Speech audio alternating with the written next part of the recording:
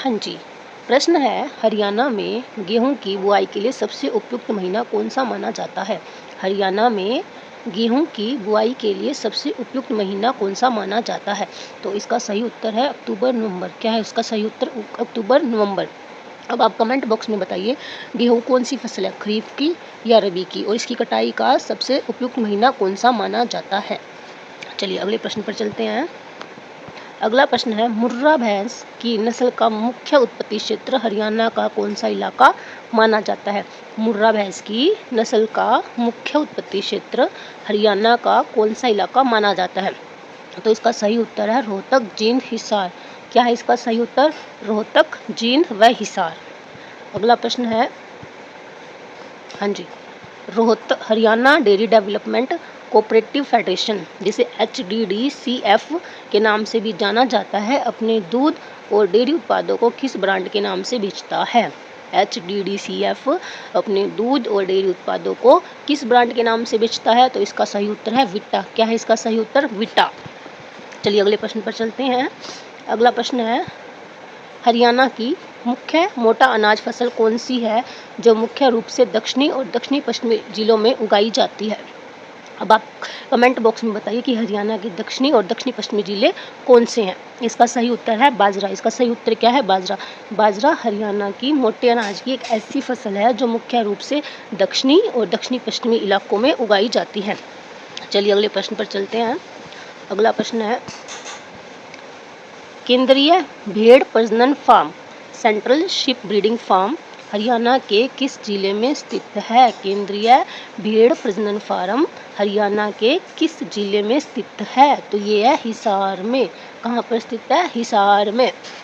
अगला प्रश्न है, हरियाणा की लाल सिंधी और साहिवाल, हरियाणा की लाल सिंधी, सॉरी माफ़ कीजिएगा, हरियाणा की लाल सिंधी और साहिवाल किस पशु की प्रसिद्ध नस्लें हैं?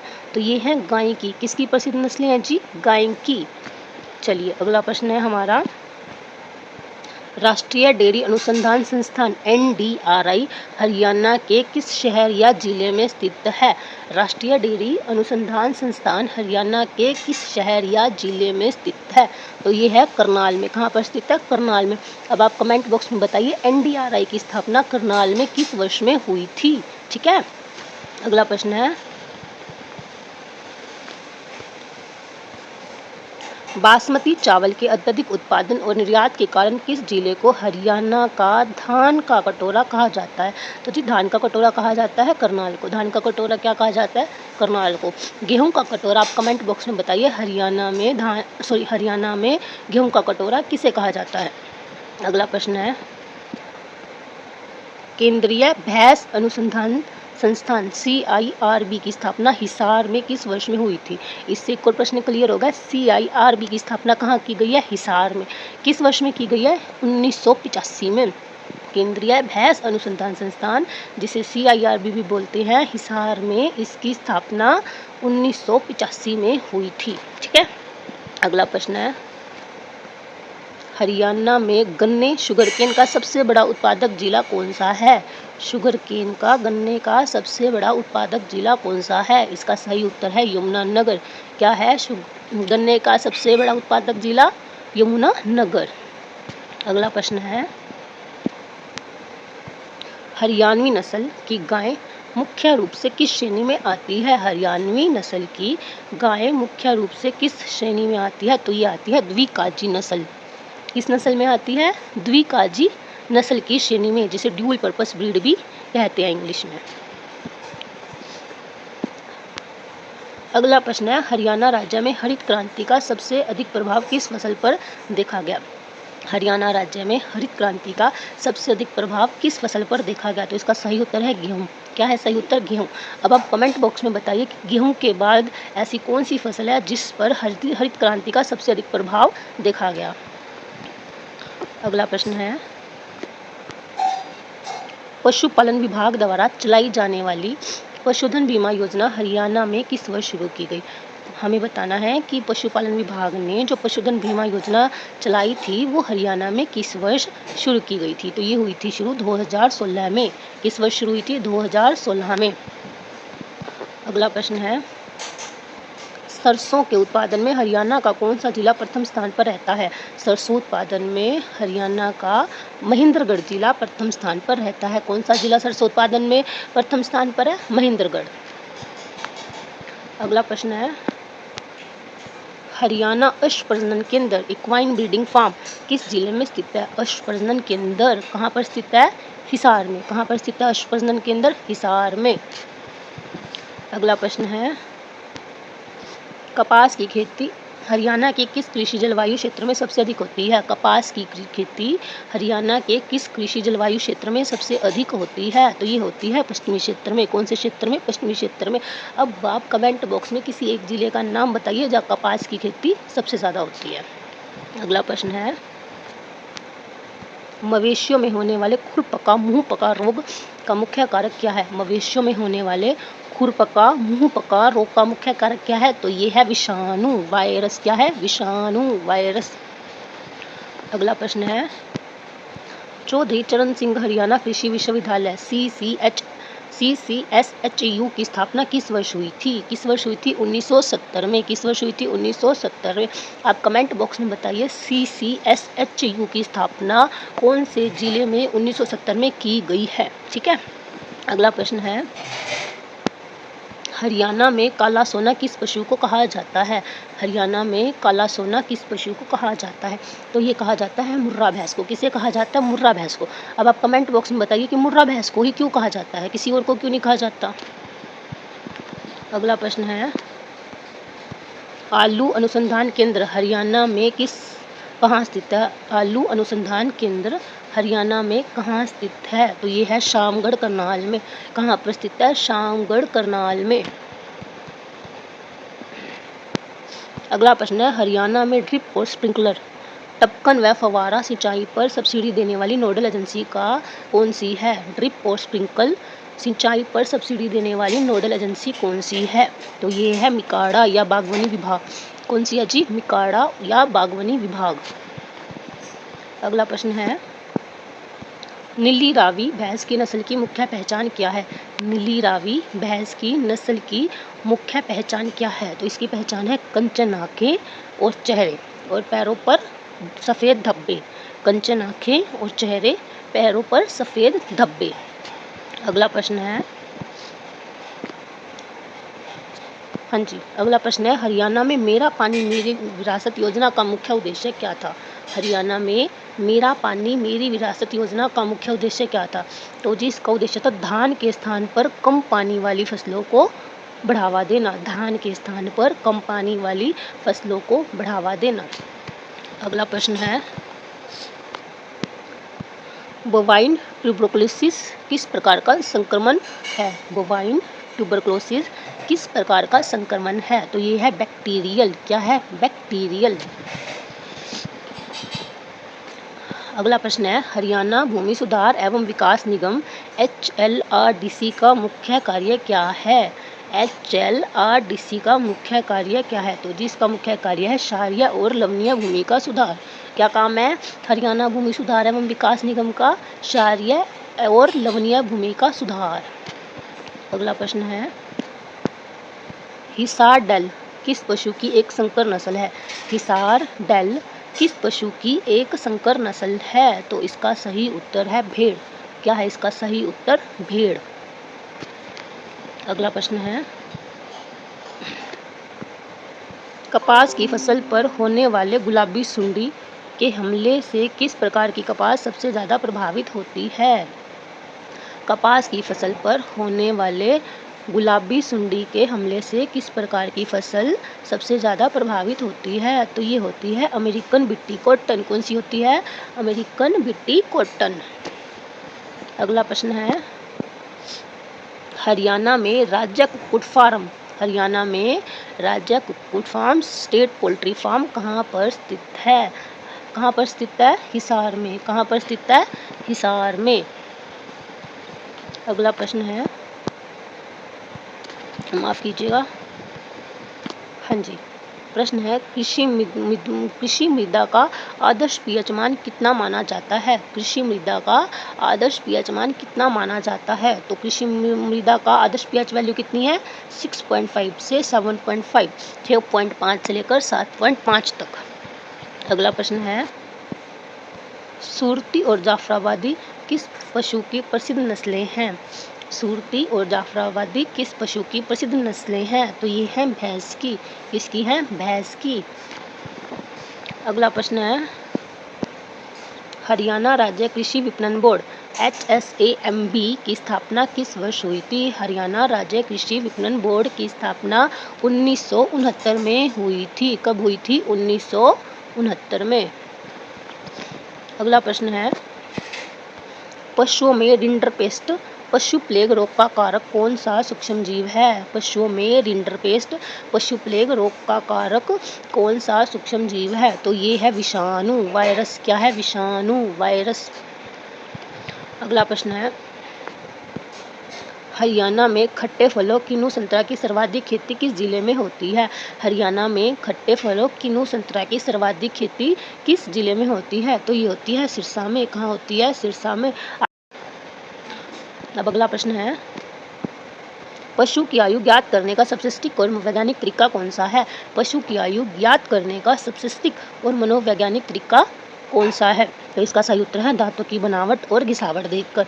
कौन सा सही तरीका है? दांतों की बनावट और घिसावट देखकर। अगला प्रश्न है, हरियाणा में खरीफ सीजन की मुख्य दलहनी फसलें कौन सी हैं? हरियाणा में खरीफ सीजन की मुख्य दलहनी फसलें कौन सी हैं? तो ये हैं अरहर और मूंग। कौन सी हैं जी? अरहर और मूंग। अगला प्रश्न है, मवेशियों में नवजात बछड़े को खीस कोलेस्ट्रम पिलाना क्यों अनिवार्य है? मवेशियों में नवजात बछड़े को खीस कोलेस्ट्रम पिलाना क्यों अनिवार्य होता है? तो अनिवार्य होता है ताकि उसकी रोग प्रतिरोधक क्षमता बढ़ सके, रोग प्रतिरोधक क्षमता देने के लिए। अगला प्रश्न है, भारत इजराइल सब्जी उत्कृष्टता केंद्र हरियाणा में कहाँ स्थित है? भारत इजराइल सब्जी उत्कृष्टता केंद्र हरियाणा में कहाँ स्थित है? तो Indo Israel centre of excellence of vegetables कहाँ स्थित है जी? घरोंडा करनाल में। कहाँ स्थित है? घरोंडा करनाल में। अगला प्रश्न है, भैंस का सामान्य गर्भकाल कितने दिनों का होता है? भैंस का सामान्य गर्भकाल कितने दिन का होता है? तो ये होता है 310 दिन का। कितने दिन का? 310 दिन का। अगला प्रश्न है, मृदा परीक्षण या सोइल टेस्ट के अनुसार NPK का आदर्श मानक अनुपात क्या होना चाहिए? मृदा परीक्षण के अनुसार N/P/K का आदर्श मानक अनुपात क्या होना चाहिए? तो ये होना चाहिए 4:2:1। क्या होना चाहिए? 4:2:1। अगला प्रश्न है, हाँ जी, प्रश्न है, भारत में पशुगणना कितने वर्षों के अंतराल पर की जाती है? भारत में पशुगणना कितने वर्षों के अंतराल पर की जाती है? तो ये की जाती है 5 वर्षों के अंतराल पर। कितने वर्षों के अंतराल पर? 5 वर्षों के अंतराल पर। अगला प्रश्न है, हरियाणा में उप उष्णकटिबंधीय फल केंद्र कहाँ स्थित है? हरियाणा में उप उष्णकटिबंधीय फल केंद्र कहाँ स्थित है? तो ये स्थित है लाडवा कुरु क्षेत्र में। कहाँ स्थित है? लाडवा कुरु क्षेत्र में। अगला प्रश्न है, मवेशियों में ब्लैक वाटर जहरबाद रोग किस जीवाणु के कारण होता है? मवेशियों में ब्लैक वाटर जहरबाद रोग किस जीवाणु के कारण होता है? तो ये होता है क्लोस्ट्रीडियम चौवोई के कारण। क्लोस्ट्रीडियम चौवोई के कारण। अगला प्रश्न है, हरियाणा की मृदा को बनावट और संरचना के आधार पर कितने मुख्य भागों में विभाजित किया जाता है? हरियाणा की मृदा को बनावट और संरचना के आधार पर कितने मुख्य भागों में विभाजित किया जाता है? तो ये किया जाता है 6 भागों में। कितने भागों में? 6 भागों में। अगला प्रश्न है, माफ कीजिएगा, हाँ जी, प्रश्न है, बकरी की किस नस्ल को विश्व की दूध की रानी बकरी की किस नस्ल को विश्व की दूध की रानी कहा जाता है? तो ये कहा जाता है सानिन को। इसे कहा जाता है सानिन को। अगला प्रश्न है, मृदा स्वास्थ्य कार्ड योजना हरियाणा में किस वर्ष शुरू की गई थी? मृदा स्वास्थ्य कार्ड योजना हरियाणा में किस वर्ष शुरू की गई थी? तो ये शुरू की गई थी 2015 में। कब शुरू की गई थी जी? 2015 में। अगला प्रश्न है, दुधारू पशुओं में मिल्क फीवर नामक बीमारी किस खनिज की कमी से होती है? दुधारू पशुओं में मिल्क फीवर नामक बीमारी किस खनिज की कमी से होती है? तो ये होती है कैल्शियम की कमी से। किसकी कमी से होती है? कैल्शियम की कमी से। अगला प्रश्न है, फसल चक्कर अपनाने का मुख्य वैज्ञानिक लाभ क्या है?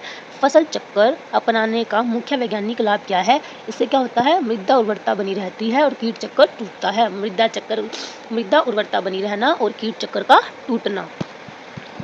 अगला प्रश्न है, हरियाणा पशुधन विकास बोर्ड का मुख्यालय कहाँ स्थित है? हरियाणा पशुधन विकास बोर्ड का मुख्यालय कहाँ स्थित है? तो ये स्थित है पंचकुला में। कहाँ पर स्थित है? पंचकुला में। अगला प्रश्न है,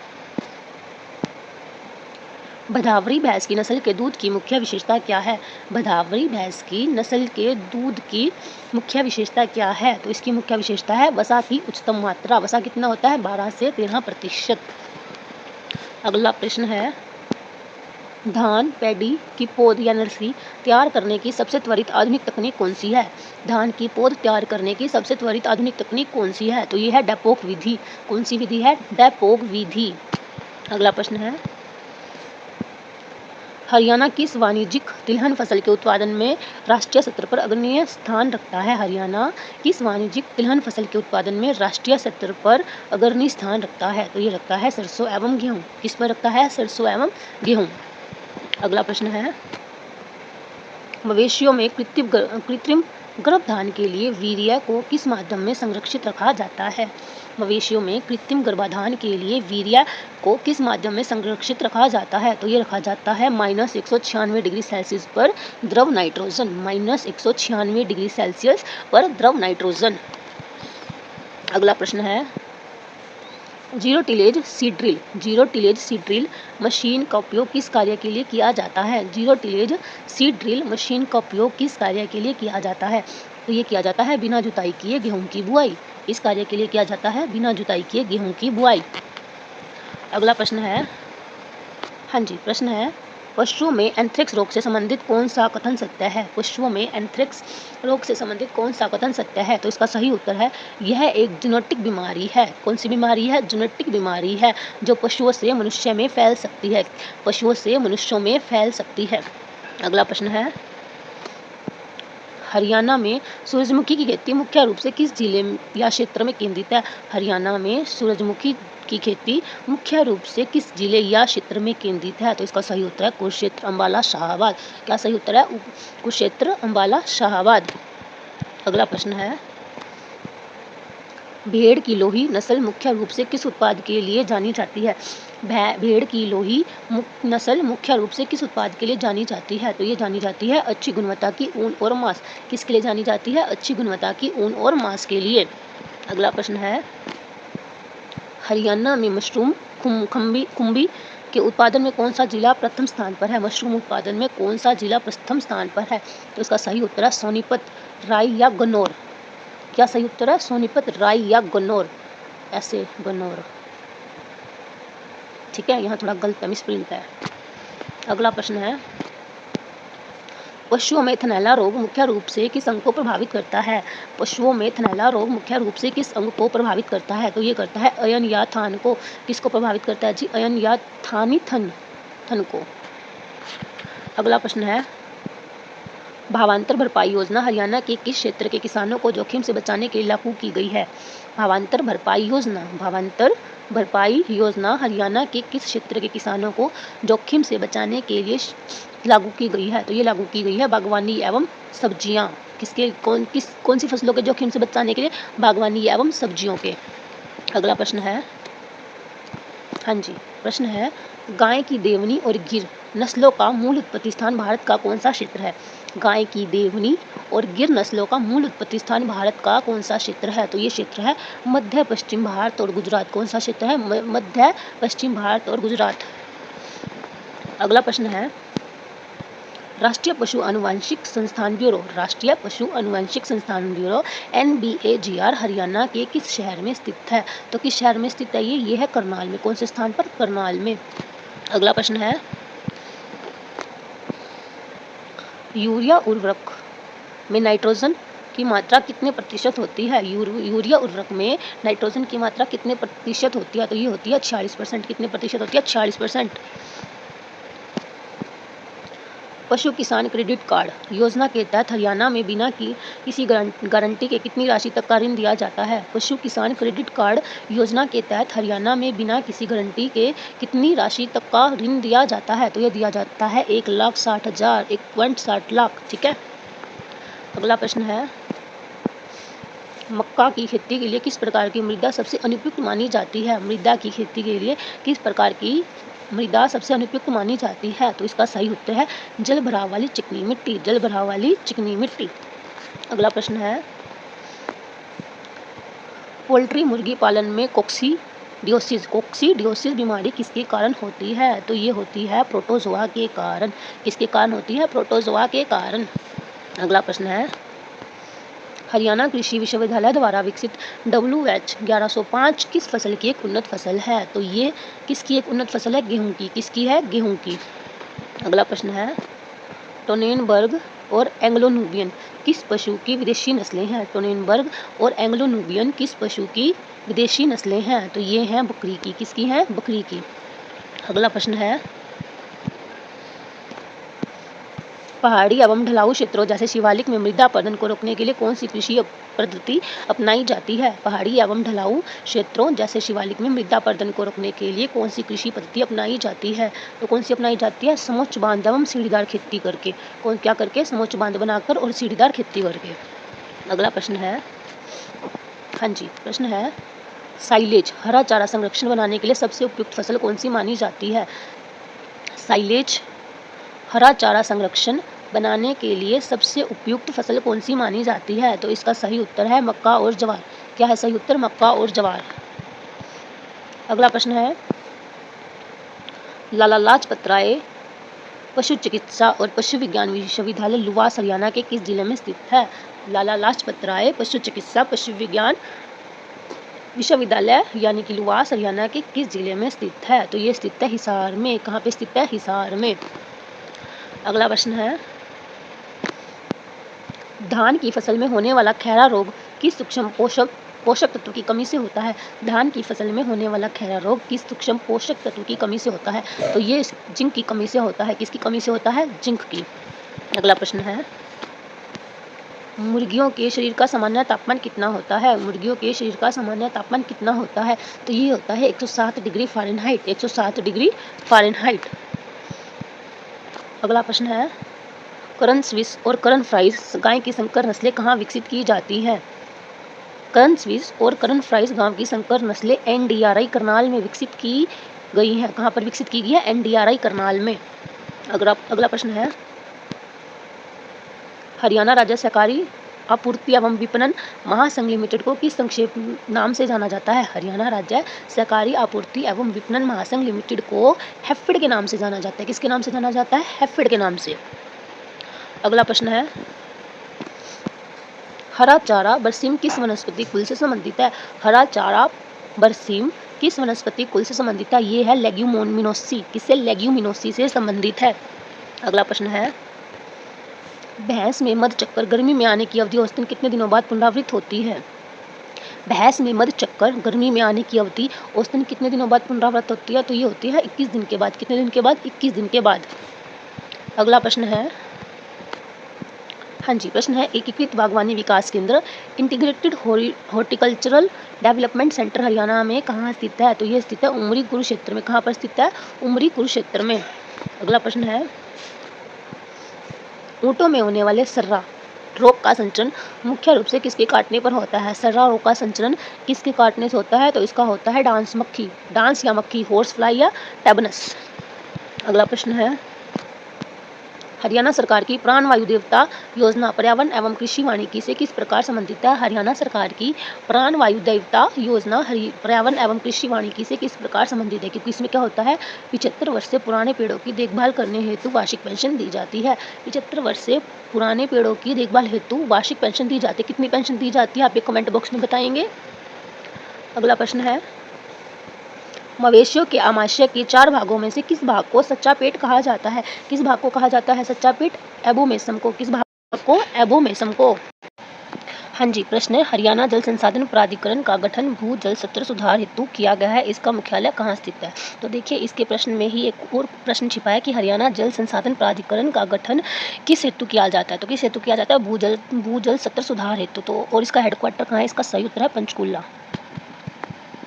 अगला प्रश्न है रिफ्रैक्टोमीटर नामक यंत्र का प्रयोग बागवानी फसलों में क्या मापने के लिए किया जाता है? तो देखिए रिफ्रैक्टोमीटर जो नामक यंत्र है उसका प्रयोग कौन सी फसलों हेतु किया जाता है? बागवानी फसलों के लिए। और क्या मापने के लिए किया जाता है? फलों एवं गन्ने में TDS शर्करा की मात्रा को मापने के लिए किया जाता है। अगला प्रश्न है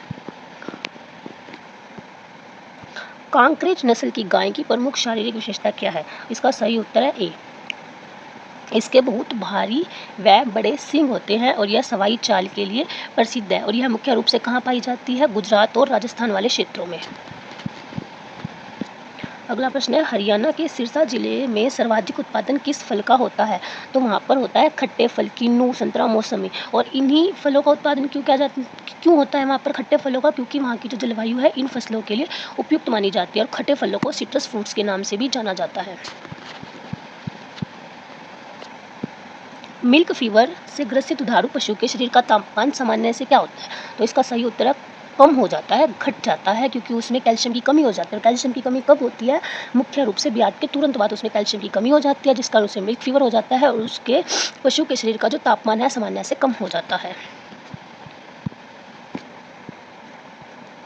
टपकन सिंचाई प्रणाली का जनक किस देश को माना जाता है? इसका सही उत्तर इजराइल।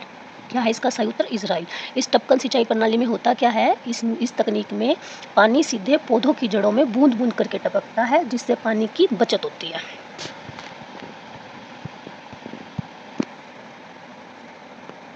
प्रश्न है बकरी की किस नस्ल को शहरी बकरी भी कहा जाता है? तो इसका सही उत्तर है बारबरी। सही उत्तर है बारबरी।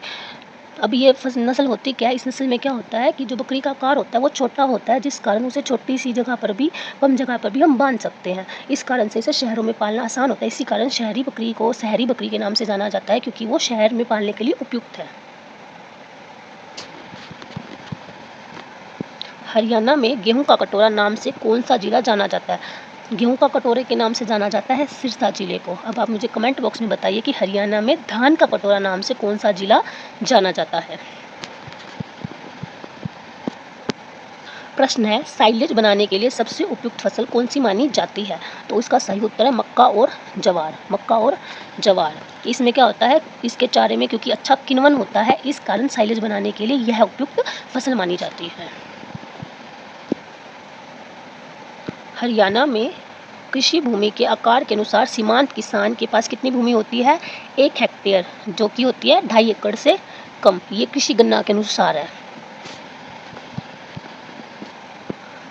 दुधारू पशुओं के थनों में कड़ापन और फटने की समस्या किस विटामिन की कमी का संकेत है? तो इसका सही उत्तर है विटामिन ए। विटामिन ए की कमी से क्या हो जाता है? पशुओं की त्वचा और थन के ऊतकों में रूखापन आ जाता है, जिससे थनों में कड़ापन आने और उसके फटने की समस्या बढ़ जाती है। यूरिया या अमोनियम सल्फेट का अत्यधिक और निरंतर प्रयोग करने से मिट्टी का स्वभाव कैसा हो जाता है? तो मिट्टी का स्वभाव हो जाता है अम्लीय। कैसा स्वभाव हो जाता है? अम्लीय। अगला प्रश्न है होल्स्टीन फ्रीजियन नस्ल की गाय का मूल उत्पत्ति स्थान कौन सा देश है? तो होल्स्टीन फ्रीजियन नस्ल की गाय का मूल उत्पत्ति स्थान है नीदरलैंड, हॉलैंड। कौन सा स्थान है? Netherland, Holland. और ये दुनिया में सबसे ज़्यादा दूध देने वाली गाय की नस्ल भी मानी जाती है। अगला प्रश्न है पशु किसान क्रेडिट कार्ड KCC योजना के तहत भेड़ बकरी पालकों को प्रति इकाई लगभग कितनी ऋण राशि का प्रावधान है? तो इसका सही उत्तर है 40,783। कितनी है? 40,783। अगला प्रश्न है आलू प्रौद्योगिकी केंद्र हरियाणा में कहाँ स्थित है? तो ये स्थित है घरोंडा करनाल में। कहाँ स्थित है? घरोंडा करनाल में। अगला प्रश्न है पशु गोबर से बनने वाली बायोगैस में सर्वाधिक मात्रा में कौन सी गैस होती है? तो कौन सी गैस होती है? मीथेन गैस, 55 से 70%। और इसका केमिकल नेम होता है CH4। ठीक है।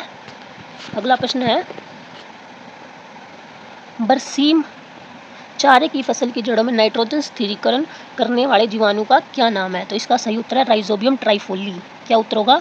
राइजोबियम ट्राइफोली। ये बरसीम जो होती है एक दलहनी चारा फसल है जिसकी जड़ों की ग्रंथियों में राइजोबियम ट्राइफोलाई नामक जीवाणु पाया जाता है जो हवा से नाइट्रोजन लेकर मिट्टी में स्थिर करता है। और इसका सही उत्तर क्या है? राइजोबियम ट्राइफोली। ये एक जीवाणु का नाम है। प्रश्न है, कर्ण फ्राई किस संस्थान द्वारा विकसित की गई गाय की एक संकर नस्ल है? तो आपको याद रखना है कि जो कर्ण फ्राई है ये क्या है? एक गाय की नस्ल है। कौन सी नस्ल है? संकर नस्ल है। तो किस संस्थान द्वारा विकसित की गई है? एनडीआरआई करनाल के द्वारा। एनडीआरआई करनाल के द्वारा, नेशनल डेयरी रिसर्च इंस्टीट्यूट के द्वारा। अगला प्रश्न है, उद्यान विकास संस्थान हरियाणा में कहाँ स्थित है? तो ये स्थित है जी उचानी करनाल में। कहाँ पर स्थित है? उचानी करनाल में। हरियाणा में बागवानी फसलों के प्रशिक्षण के लिए उद्यान विकास संस्थान करनाल जिले के उचानी में बनाया गया है। पशुओं के पेट से आंतरिक परजीवियों को नष्ट करने के लिए दी जाने वाली प्रक्रिया क्या कहलाती है? तो ये कहलाती है डीवॉर्मिंग। क्या कहलाती है? डीवॉर्मिंग। इसमें क्या होता है? पशुओं के पेट और आंतों के कीड़ों को मारने के लिए दवा देने वाली यह एक प्रक्रिया है।